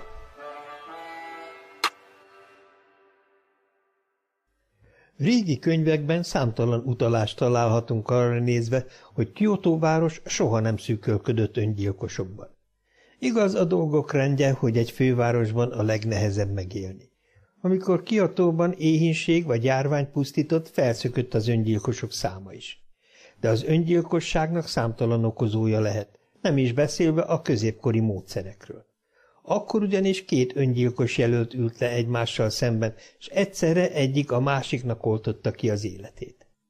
Meggyőződésem, hogy a vízbefúlás a legkényelmesebb halálnem. Állításomat még csak nem is kell statisztikai adatokkal bizonyítanom. Aki csak egyszer is eltöprengett az öngyilkosságon, szintén így vélekedett. Csak hogy Kyoto meglehetősen szűkölködött az ilyen lehetőségekben. A Kamo folyó? Igen, a régi költők gyakran megénekelték a Kamo szépségét, de a folyó szépsége még nem elég az öngyilkosnak. Legmélyebb pontján is talán csak válig ér a víz. Így hát az emberek erdőkbe vitték az életüket. Felakasztották magukat. Nem ismerték még a vonatot, és a vonatkerék adta lehetőséget. ezért csak felakaszthatták magukat. Aki idegenkedett az erdő fáitól, az fölment a híres Kiyomizu templom párkányára, s onnan ugrott a szakadékba. Még szólásmondás is kerekedett belőle. Olyan elszánt, mint a Kiyomizu öngyilkosa. Jaj, csak senki ne látta volna egy ilyen öngyilkos tetemét. Csak kevés embernek volt kedve odautazni. Persze voltak, akik mindenképpen ragaszkodtak a vízhez, ezek nem röstelték a fáradtságot, és leutaztak egészen a Katsura folyóig, akár a legendás hírű szerelmes pár Ottan és Nagaemon. Megint mások átkeltek az Osaka hegyen, hogy a Biwa-tóhoz jussanak, vagy elutaztak a Saga vidékre, a Hirosawai-tóhoz. És akik szerették volna még percekkel, órákkal megtoldani életüket, szívesen vállalták a hosszú utazást, akinek viszont sietnie kellett, búcsút venni nyomorúságos életétől, az nem ért rá még 10 kilométert sem gyalogolni, inkább felkötötte magát a közeli Shogin templom erdejében, vagy a Tadasun, a fenyődoboz gyűjtő gyerekek nagy rémületére. De magában, Kyoto városában is rengeteg volt az öngyilkos, mert akit minden lehetőségétől megfosztottak, annak még megmaradt a legvégső, az öngyilkosság lehetősége. Még a börtönök mélyén sínylődőnek is megvolt ez a szabadsága. Ha kezét-lábát láncra verték, még véget vethetett életének úgy, hogy lélegzetét visszafolytotta. A kiotóiak hiába kerestek, hosszú időn keresztül nem találtak módot a vízbefúlásra. És mégis haltak önszántukból. Nem hinném, hogy az alkalmas hely hiánya akadályozott volna bárkit elhatározásában, mert Kiotóban semmivel nem volt kisebb az öngyilkosok száma, mint akár Udóban vagy Oszakában. A Meiji korszak e tekintetben is meghozta a változást a város lakóinak életében. A Kiotó tartomány feje, Makimura elrendelte a város csatornázását. Bevezették a Biwa-tó vizét. Ez nem csak azt jelentette, hogy a városnak javult az ivóvízellátása és kivirágzott a hajózás, hanem hogy könnyebb lett az öngyilkos jelöltek dolga. Keskeny volt az új csatorna, szélessége alig haladta meg a 20 métert. Mégis alkalmas az öngyilkosságra. Senkinek nem kellett attól tartania, hogy hullája a tengerig sodródva a cápák martaléka lesz. Titokban így azt is remélhették, hogy ha eljön az ideje, valaki majd kifogja hullájukat a vízből és eltemetteti. Mert ez történt mindazokkal, akik a csatornába ölték magukat. Ebbe a mintegy 3 méter mélységű tiszta vízbe. Végig a Nijo út és a Kamo folyó mentén, egészen a déli Fushimi-ig. A csatorna partját fűzfák szegélyezték, és kékfényű gázlámpák. Esténként a partmenti házakból odahallatszott a samiszentek hangja. Éjszaka a lágyvonású Higashi-hegy őrködött a város csatorna szakasza fölött. Esőben a gázlámpák kékje a házakra kiakasztott sokszínes lampion tette hangulatossá a partot. Ez a meghittség arra is jó volt, hogy elűzze a halálra szántak szívéből a félelmet, és könnyen vízbe vethessék magukat. Mégis, amikor ugrottak, a testük egész súlyával zuhantak a víz felé, mind felsikoltott, bármennyire is elszánta magát. Ez a sikoly nem más, mint a halál ellen tiltakozó emberi természet ösztönös védekezése a félelem ellen. De már késő. Ahogy lemerültek, testüket még egyszer feldobta a víz, és attól kezdve nyílt harc folyt a lemerülés ellen. Rettenetes csapkodás, ütik-verik a vizet, hadonásznak, levegő után kapkodnak, azután elveszítik eszméletüket. S ha ilyenkor mentőkézbe kapaszkodhatnak, tétovázás nélkül valamennyi utána nyúl. Elfelejtik, hogy a halált voltaképpen maguk akarják. Elfelejtik, hogy később keserű szemrehányásokat tennének maguknak, amiért megmenekültek. Ellentmondás ez, de olyan, melyet mindenkinek tiszteletben kell tartania. Közkedvelt volt a csatorna, s mióta átfolyt a városon, a kiotóiak ide jártak. Megesett, hogy egyetlen év folyamán 100-an is beleölték magukat. Az öngyilkosok népszerű ugróhelye a Butoku palotával szomszédos fahíd volt. A csatorna az Okazaki parknál elválik, és egyik ága erre, a Heian templom kertje mellett folyik el. Jobb oldalon magányos gázlámpák, balra aprócska, zárt kapus háza kövezi. Csak nagy ritkán halad arra járókelő. Talán ez a környezet, a híd az, amely kielégíti a minden öngyilkosban ott lappangó feltűnési vágyat. A hídtól alig 10 lépésre áll az a roskatak házacska, ahonnan minden éjfél előtt vízbeugrás után kiszalad egy anyóka, kezében hosszú bambuszrúddal, hogy a jajveszékelő felé nyújtsa. Soha nem téved, mindig pontosan tudja, hogy a hangok melyik irányból jönnek, s ha kell, hát kitartó is tud lenni. Nagyon ritkán fordul elő, hogy valakit nem sikerül kihúznia a vízbe.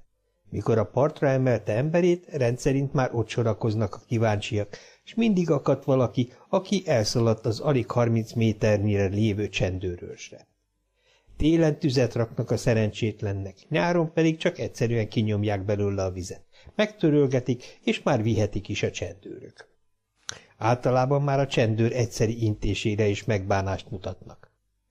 Ha így módon az öregasszony egy-egy ember életet megment, a hatóság egy jó hónap múlva 1,5 yen jutalmat fizetett ki neki.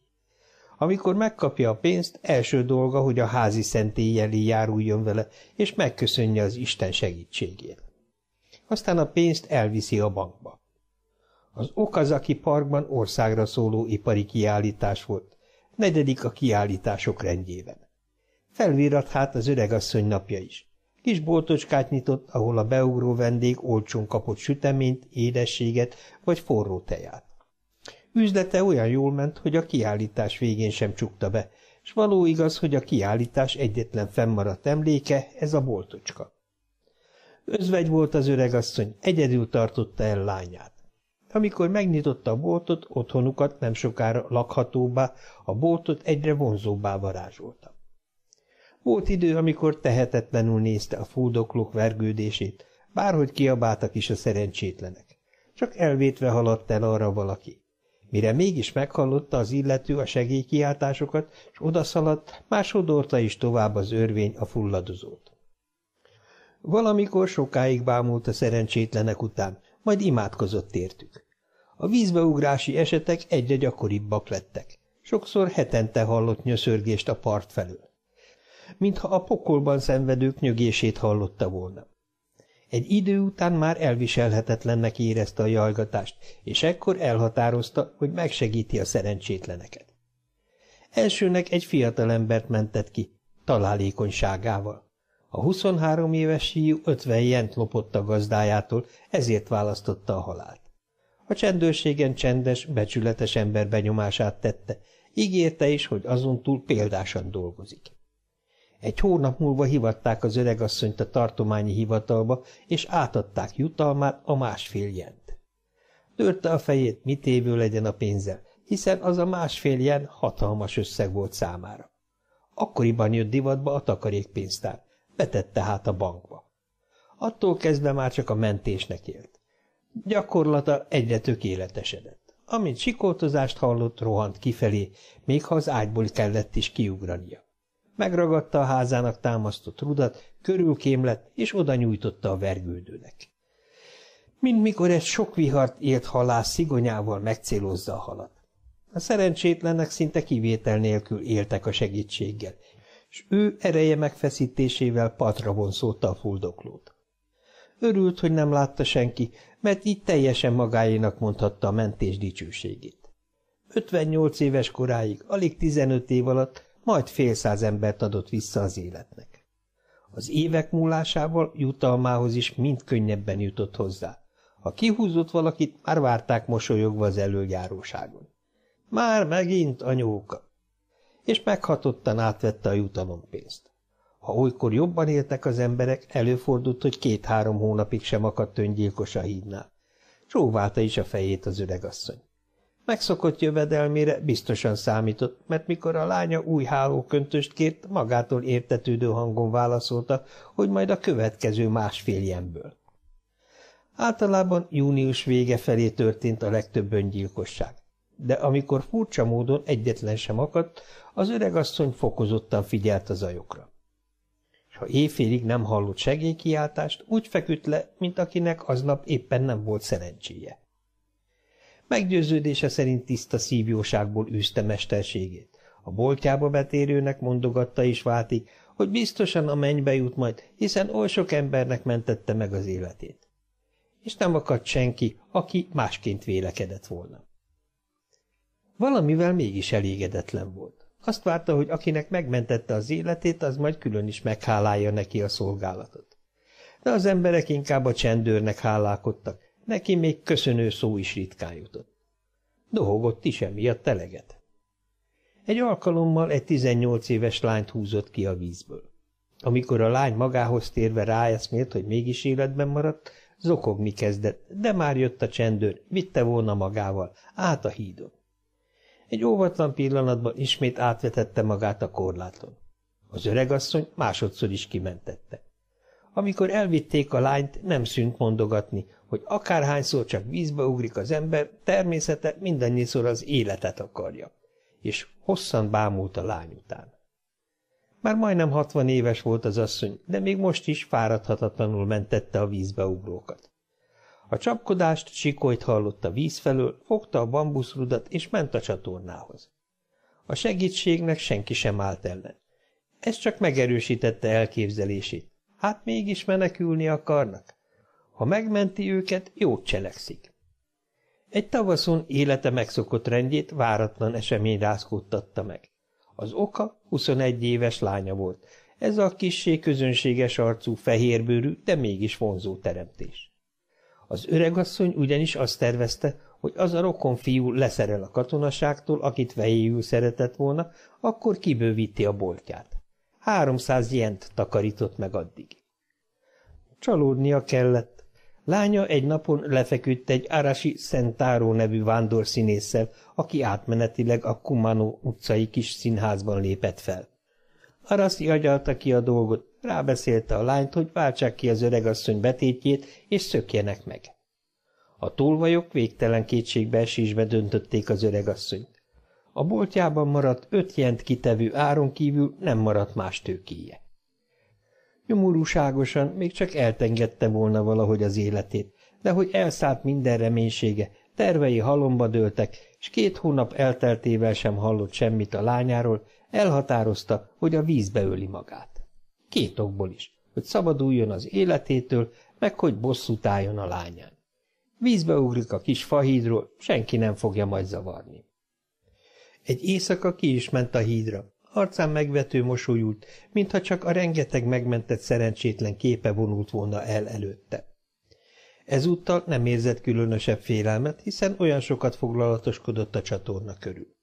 Feltámolygott a hídra, és a vízbe vetette magát. Amikor magához tért, már ott állt mellette a csendőr, és körülvették a bámészkodók, akiket a mentések során már megszokott. Éppen csak a szerepe volt más. Némelyek keresték azt az öregasszonyt, aki ilyenkor mindig a bambuszrúddal jött. Undorodott mindentől, szégyenkezés, felháborodást töltötte el. Egy 40 év körüli férfira lett figyelmes. A csendőr mellett az ő megszokott helyén állt. Amikor megtudta, hogy neki köszönheti az életét, gyűlölte. Szerette volna széttépni a 10 körmével. Olyan indulatos volt, mint mikor legmélyebb álmában zavarják. Jól hallotta a férfi szavait, amint a csendőrnek mondja. Bizony, hajszál híja, hogy meg nem fulladt szegény, és rá sem hederített az asszonyra. Hányszor mondta ő is éppen ezeket a szavakat az oda siető csendőrnek, és mennyire elégedett volt magával. Amikor észrevette, hogy csupasz mellét nézegetik, ijedten rántotta össze kimonóját. Arcán a gyűlölet és a szégyenkezés pírja égett az ismerős csendőr feddő szavaira. Hát még te is, aki életeket mentettél! Némán osont a házába, de a csendőr utána ment, hogy tovább méltatlankodjon. Milyen jól ismerte ezeket a szavakat. Észrevette, hogy az utcai bámészkodók a lakásba is benyomultak, élükön azzal a 40 éves forma férfival, aki kimentette. Az ajtóhoz rohant, kikergette a kíváncsiakat, és orruk előtt becsapta az ajtót. Azóta egymagában él az öregasszony. Magányát hősiesen viseli. Hát neki sem volt ereje a halálhoz. A lányának többé hírét sem hallotta. Az élet ólomsúllyal nehezedett rá. Még ma is ott látni a csatornaparton a háznak támasztott hosszú bambuszrudat, de azóta egyszer sem emelték el a fal mellől.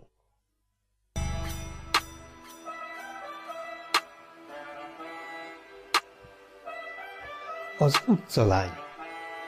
Hayama Yoshiki írása.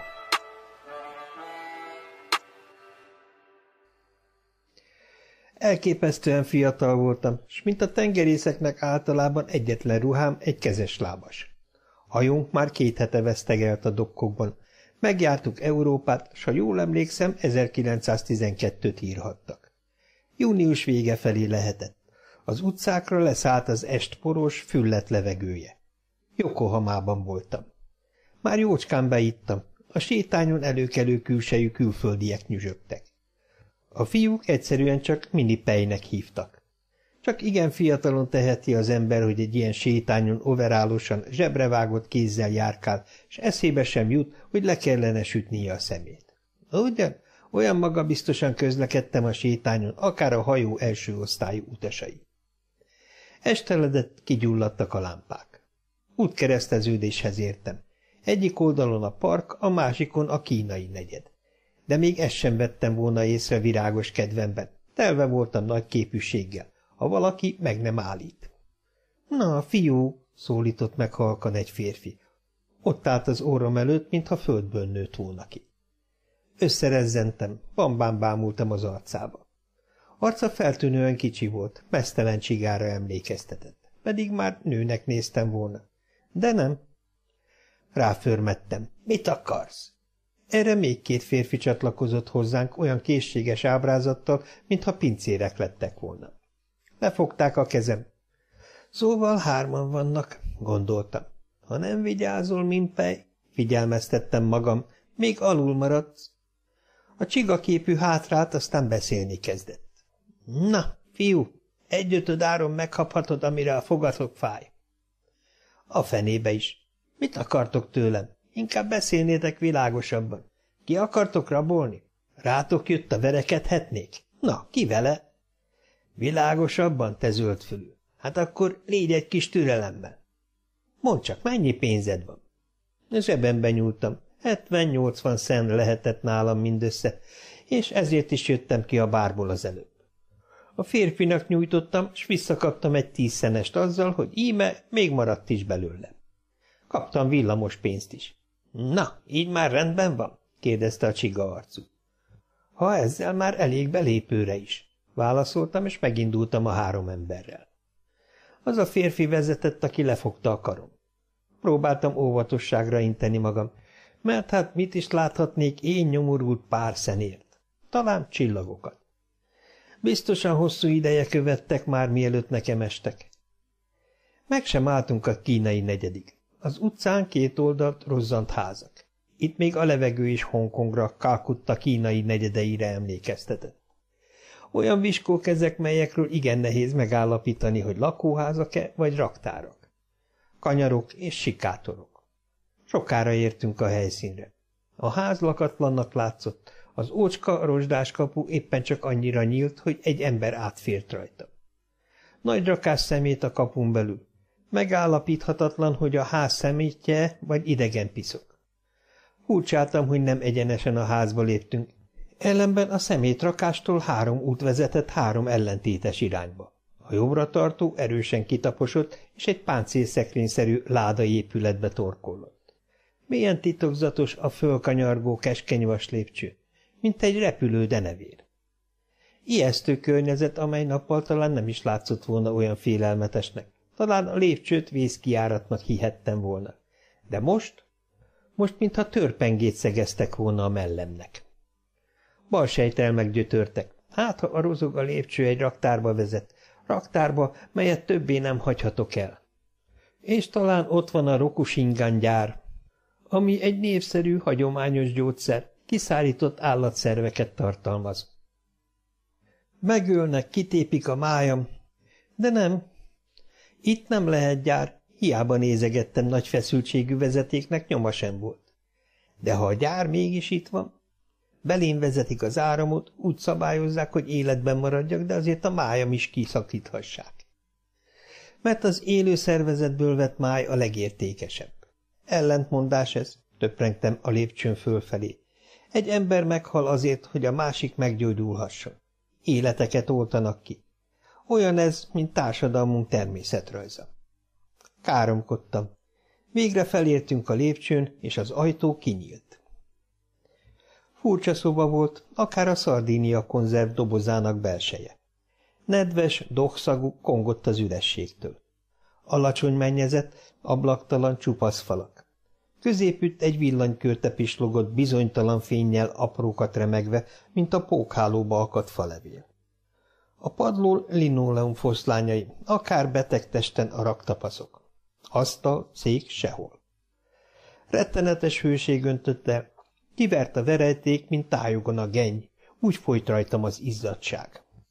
Aztán hideg rázott. A penészes bűzön kívül még valami hányinger keltő szag is terjengett, szabályos időközökben csapta meg az orrom, és ez a szag árnyékot hagyott maga után a levegőben. Alig 5 wattos körte adta a fényt, mikor szemem hozzászokott a sötétséghez, észrevettem, hogy a szoba azért mégsem üres. Ládafedeleket láttam a sarokban, és mintha a fedelek mögül valami kilógott volna. Ahhoz, hogy kivehessem körvonalait, távol volt tőlem, pedig erősen figyeltem. Reszkedtem, a lábam ragyadozott, a falnak támaszkodtam, de legszívesebben a földre ültem volna. Aztán kirajzolódott előttem a sarok képe. Csupasz emberi test hevert a ládafedelek mögött. Rokusingán hulladék, gondoltam. Vaderők szabadultak el bennem, és megszületett elhatározásom. Rávetettem magam a csiga arcúra. A csiga arcú váratlanul nógatni kezdett, és már tudtam, hogy kötelesség megtámadnom. Kitapogattam zsebemben a matrózbicskát, s lestem a csiga arcút. Egyre bíztatott. Na, menj már közelebb, a tied, én majd vigyázok kint. És ezzel megfordult. Lement a vaslépcsőn. Mintha mérhetetlen sok alkoholt ittam volna. A szívem szabálytalanul zakatolt. Mintha agyonvertek volna, fájt a fejem, egyenként fájt minden izületem. Elindultam a sarok felé. A kellemetlen bűz egyre émeítőbb lett, és megláttam a hullát. Mert hulla volt, alig hallhatóan lélegző hulla. De hogyan is? Hülyeség. Mondatot próbáltam fogalmazni. A hulla sóhajt. Minden vérem a fejembe tódult. Akárhogy is, már mindent tudtam. Szörnyű, kegyetlen kép. Az élére állított ládafedelek mögött egy 22-23 éves lány feküdt. Csupasz volt, alatta rohadásnak indult gyékény. Mintha minden a melléből fakadt lélegzett utolsó sóhaja lett volna. Fönt a feje körül időtlen piszok, vérfoltok, régi hányások nyomai azokból az időkből, amikor még táplálkozhatott. Haja csomókba ragadva, alsó teste sebektől bűzlött. Csodálkoztam, hogy ezt valaki is elviselheti.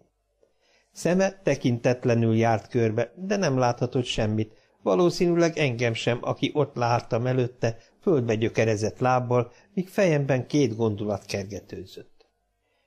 Egy ember szenved előttem, egy nő kínlódik előttem. Szemem, mint kamera tapadt a haldoklóra. Bármennyire szégyenletes is, be kellett vallanom. Fölvetődött bennem a kérdés. Ha egy csupasz férfi heverne előttem, akkor is így bámulnám? Ilyen fölindultam?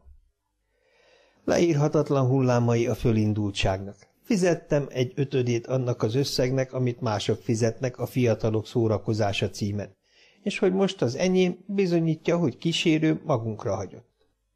Biztosan tudna védekezni, vagy nem? Igaz, törvény mondja ki, hogy a prostituált nem védekezhet. Már fizikailag is képtelen volna a védekezésre. Meghalni sincs ereje. A testem még meleg. Rettenetes, hogy olyan fiatal vagyok, ráadásul matróz, szárazföldön. Szóval az enyém. Biztos, hogy eddig már többen is megfordultak itt. Vajon hogyan viselkedtek? Annyi tény, hogy az ember ritkán tud gátat vetni ösztöneinek. Olyan vékony volt a gyékényen, akár a gyertya a forró tűzhely lapján. A haja agyon használt, kókuszseprűre emlékeztetett. Gyerekkorától harcol az embertelen körülményekkel. Munkabírását eladta, aztán eladta magát is, az életét is. A Rokusingen életet követelt életért. Ez a lány is megfosztotta magát idegeitől, kezétől és érzelmeitől, hogy ehessen, hogy élhessen, mert mást nem tehetett. Mintha megérezte, megsejtette volna gondolataimat ez a nő, nőiessége romjaiban. Tekintetével válaszolt. Dolgozni szeretnék, de már senki sem alkalmaz. Tüdőbajos lettem, a gyár száraz, vattás levegőjétől. Amikor a bajt megkaptam, elkergettek. Aztán már hiába kerestem munkát, pedig idős anyámat is nekem kell eltartanom. Ő pedig járt gyárról gyárra, remélve, hogy majd csak fölveszik valahol. De hiába. Ekkor támadhatott benne a gondolat, eladja a testét. Végképp megrokkant. Mi maradt neki az életből? A halálvárás. Csak megszólalt volna, bár hallhatnám a hangját. Szégyen mennyire szerettem volna hallani a válaszát, amit mondana. Szeretnél még élni? Ha megkérdezhetném, de engem még személyénél is jobban érdekelt, hogy abban a helyzetben mire gondolhat az ember. Elszántan a lábához kuporodtam. Szemem nem tudtam levenni róla. Csodálkoztam, hogy minden mozdulatom követi tekintetével. Ostobán elpirultam, arra gondoltam, mindez csak káprázat, idegorvos módjára, néhányszor körbehordtam tenyerem a feje fölött. A szempillája mozgott, tehát látott engem. Figyeltem szabályos lélegzését. Erőm elhagyott. Legyél velem, jó? Suttogta akadozva. Szája azt mondta, legyek vele, jó, de a tekintete, légy könyörületes, ne bánts engem. Megtiport igazságérzetem, mintha halántékomba dobolt volna. Szétszagatom a csiga arcut és társait, határoztam el. Egy ilyen nyomorultból élnek. Ki juttatott ide? Ki bántott téged? Kérdeztem, miközben tekintetem az ajtóra kúszott. Az ajtó résén már a sötétség leselkedett. A hodály vízüveglámpa búrára emlékeztetett. Mióta gyötröltsz itt? Szóltam újra, hogy ezzel is leplezzem fölindultságomat.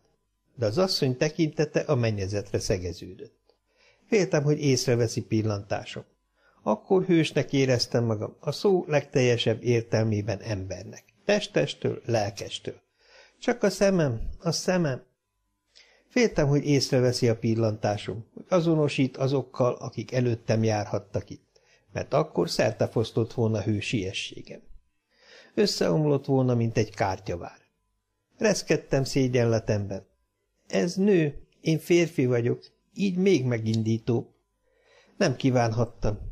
Lehetetlen. Csont és bőr a halált várja. Vajon akik előttem itt jártak, hogyan viselkedhettek? Hogyan alázták meg?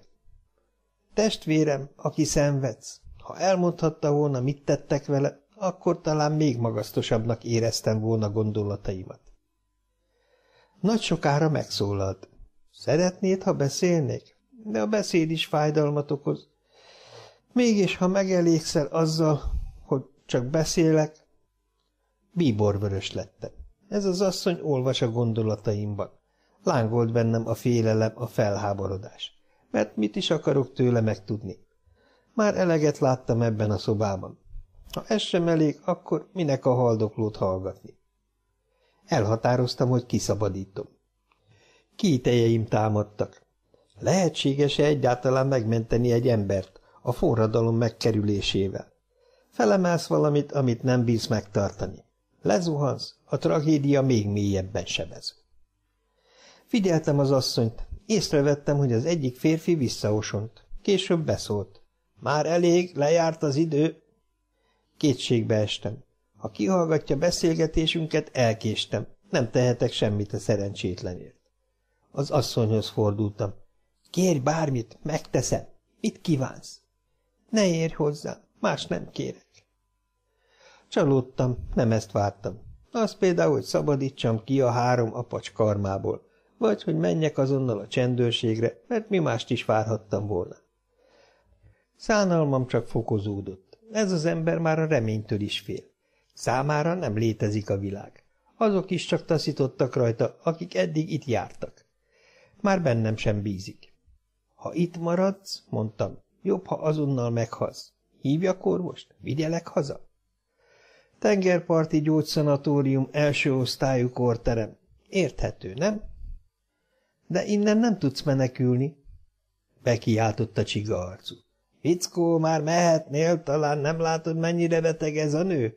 Néhány vasért igazán, és mezítelen is. Ti vettétek el a ruháját, kiáltottam, s a férfi nyakának ugrottam. Na, csak ne olyan hevesen, fogta le a kezem. Sikerült kiszabadulnom a szorításából, és az arcába csapta. Furcsa zúgást támadt a fülemben, és eltámolyogtam a csiga arcú mellől. Állat! Megdög lesz! Ordítottam ökölbe szorított kézzel, és az orrára sújtottam. Már késő, újabb csapás a fejemen. A csiga arcú vére kiserkent, s a földre zuhant. Csurgott rólam a víz, fulladoztam. Leütöttem, már csak menekülnöm kell. A nőt a karomba veszem, még nincs itt a másik két bandita. Meneküljünk innen, gyorsan a kórházba, lihegtem. Bolond, mondta egykedvűen a nő. Az az ember nem halt meg, akár a többiek, ő is az egyik eltartó. Nem kellett volna. Izgatott volt, a verekedés izgalmában kicsordult a könnye. Semmit sem értettem már. Nincs szándékomban embert ölni, de, hogy is mondtad, ők tartanak el téged? Már régóta. A testedért, ugye? Bolond, ők nem aláztak meg engem soha. Ha egy kicsit idősebb leszel, majd megérted. Hősi szerepen bohóckodássá silányult. Titok, rejtély mindaz, ami eddig itt olyan szívfacsaró volt. Vajon milyen csillag vezette eddig ezt a 4 embert, hogy útjáig találkoztak? A nőt s kerítőit. Agyrémekben gondolkoztam. A férfi feltápászkodott. Na, most már tágulj innen, te taknyos! Várj, barátom, én nem verekedni jöttem, de ezek szerint tévedtem. Micsoda? Tévedtél? Te aztán nagyon finoman beszélsz, és mi volna az a tévedés? Azt hittem, ti vagytok a nő gyilkosai. Így, ez igazán téves, enyhült meg.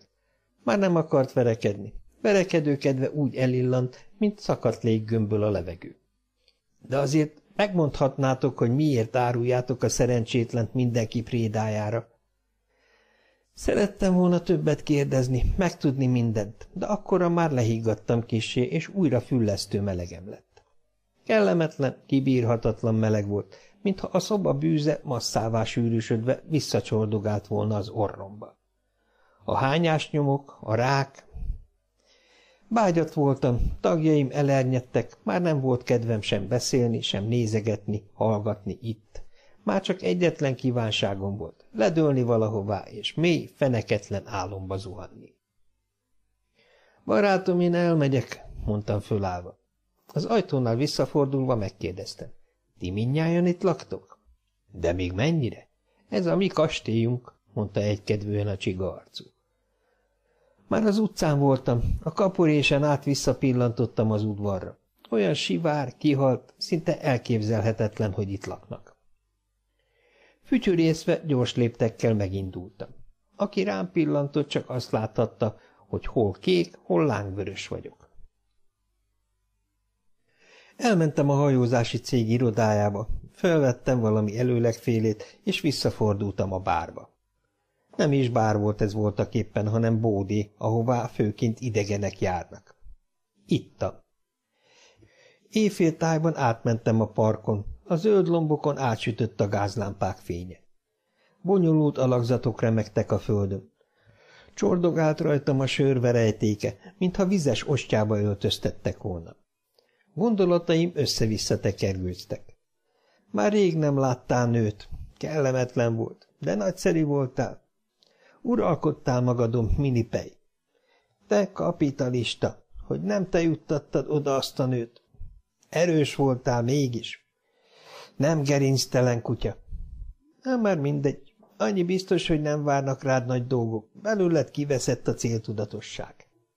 Egy úr, egy igazi úr nem viselkedett volna így. Hogy lehetsz ilyen ostoba? Te soha nem lehetsz úr, te olyan jámbor vagy. Valami nincs nálad rendben. Mindegy. Visszafordultam a nőhöz, mintha láthatatlan kötelek húztak volna. A kaput csukva találtam, de gyönge érintésre is kinyílt, s tárva állt, mint napközben. Fölmentem a lépcsőn, lenyomtam a kilincset, de hiába próbáltam kinyitni az ajtót. Persze, kifelé nem nyílhat, még leesnék a lépcső tetejéről, a köves udvarra. Engedett kissé, de nem nyílt. Újabb nyomásra még erősebbnek éreztem az árat. Valaki les rám bentről. Nem tudtam bemenni. hangok nem hallatszottak. Teljes erőmből az ajtónak estem, de nem engedett. Azóta retesz szerelhettek az ajtómra.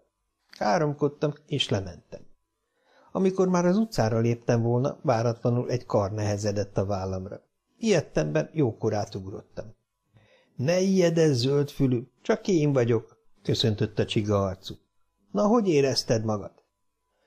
Ha ti juttattátok volna ide azt a nőt, összetörtem volna a pofátokat, tájékoztattam. A fejem forró volt. Ha érdekel, megmondhatom, kinek a műve. A gazdagoké. Érted? És sajnálkozva nézte az arcom. Egyébként csak nem jött meg a kedved visszamenni. Megpróbáltam, de az ajtó nem engedett. Sejtettem, én zártam be. Te? És te hogy jöttél ki? Vagy van másik ajtó is? Ne ijedezz, a hátad mögött jöttem, lépésben követtelek. Valamiben sántikál, gondoltam. Nesztelenül jár, mint a szellemek. Nem volt szükségem nőre, maradt még egy jenem. De azért nem kaphattam volna meg. Csak 5 percre szerettem volna még látni. Visszamentem, a csiga arcú követett. Megnyomtam az ajtót, könnyedén kinyílt. Bent változatlan bűz fogadott. Titokban azt vártam, hogy közben valami megváltozott. Másképp fogad. Csalódtam. Minden. A ládafedelek, a lámpa, a fekvőnő ugyanaz. A csiga arcú mellettem állt. Hol vannak a többiek? Kérdeztem. Hazamentek. Hazudtál, te azt mondtad, mindnyájan itt laktok. Hát, ahogy éppen alakul. Mi közöttök a nőhöz? A barátai vagyunk. A barátai? Akkor miért nem öltöztetek föl legalább? Orvos, gyógyszer, idegeneknek mutogatjátok. Azt hiszed jó szántunkból? Ha nem tesszük többé, nem vehetünk neki orvosságot, még egy tojást sem. Tojást? Gyógyszert? De ha itt hevertetitek csupaszon, akkor semmi értelme a tojásnak, a gyógyszernek. Talán igazad van, más nem tehetünk. Tudd meg, nem csak ő beteg, mindnyájan betegek vagyunk. A mi vérünket is kiszívta a tulaj az utolsó csöppig. Nagyon korán kikészültünk, már csak azért dolgozunk, hogy időnként zabálhassunk. Ha nem tudnád, tüdőbajos és rákja van. Engem szélütésért. Mindnyájan az ő testéből éltek. Nem igaz. Akad persze, aki erre vetemedne, de mi azért törködünk körülötte, hogy idejében kilódítsuk az ilyeneket. Megnézzük, hogy kiket hozunk ide. Téged csak azért választottunk ki, mert olyan magabiztosan járkáltál munkászubbonyodban, mint fejesek közt egy miniszter. Azt kérdezed, miért nem akasztjuk föl magunkat? Kilódunk, de élni azért érdemes. Ki tudja, egyszer talán még hasznos lehet az ember. Egyszer, valamikor. És ez a remény éltet bennünket, ez a homályos remény, ezért is halogatjuk napról napra a halált. Végtelen szégyen töltött el, hogy is tévedhettem ennyire. A fedelek mögött ott feküdt az asszony, ruhában, nyári köntösben volt. Biztos aludt, a szeme csukva. Örömlány és mártír. Egy egész osztály jelképe, a kizsákmányoltaké. Szemem könnyek homályosították el. Az ajtó mellett ácsorgó csiga arcúhoz sonfordáltam, és nekiadtam egyetlen jenem. Amikor átadtam, megszorítottam kiszáradt kezét, és kiléptem az ajtón. Egy könycsepp az első lépcsőfordulóra hullott.